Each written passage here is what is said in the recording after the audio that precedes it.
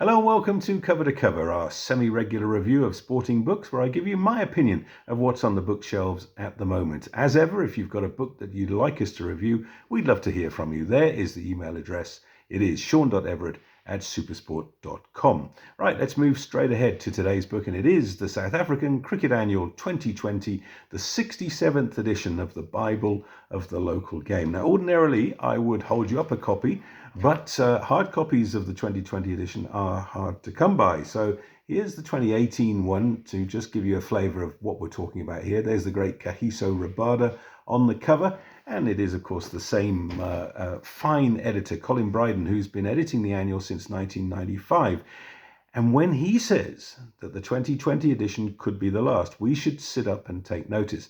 And in fact, we should do a lot more than that. We should say, if there is a sponsor out there who would like to take on the Bible of the Local Game, then please, please, please do get in touch. We cannot allow this great institution to die. Of all the books that I've reviewed on Cover to Cover, this one is the closest to my heart. It's our very own Wisden, and as you can see behind me, it has a treasured place in my office. The first one I was given was when it was still being edited by Frank Haydenrick, and it was absolutely vital to an Englishman freshly arrived in South Africa who knew so little of the local game. And as ever, the latest edition is a treasure trove of statistics, scorecards and feature writing, but the first thing that most people look for is the 5 South African Cricketers of the Year. So let me go back in time. First of all, this is the 1960 edition. That's the year that I was born.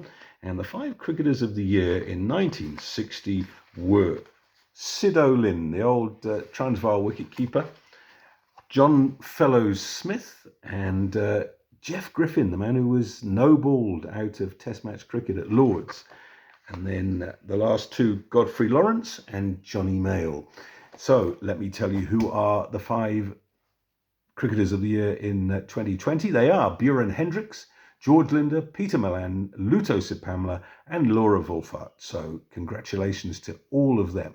Now, the best aspect of the annual has always been its absolute determination to report factually.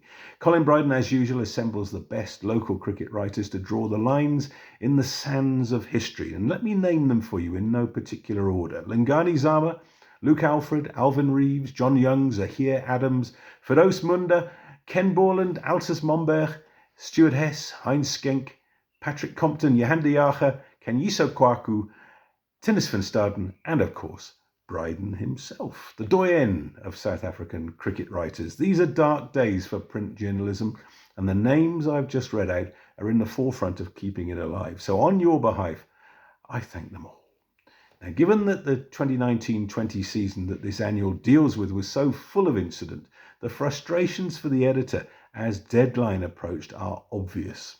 The suspension and the eventual dismissal of Cricket South Africa's CEO Thabang Moreau, together with the subsequent fallout in the governing body, is well reflected. But the sting in the tail when Sports Minister Nathi Mthethwa dissolved the CSA board arrived after the annual had gone to print.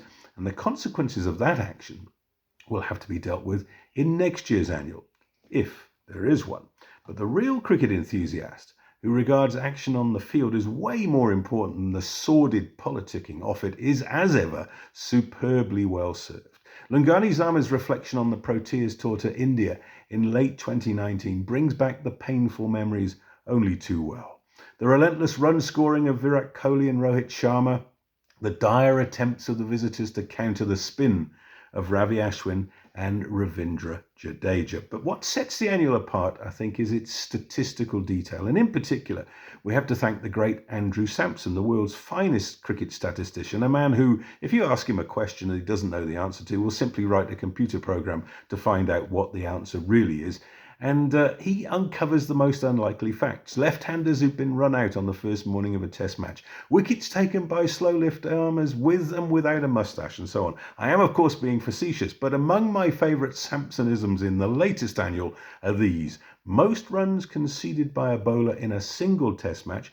Keshav Maharaj is now 3rd on the list with his 5 for 318 in Vishakhapatnam. But the remarkable Maharaj now has a batting record to ease the pain of that performance, because the 28 that he took off a Joe Root over in Port Elizabeth in January last year puts him level with no less than Brian Lara and George Bailey as the men on strike in Test cricket's 3 most expensive overs. The book is peppered with these nuggets, and they act as sometimes comic relief among some extremely poor South African performances.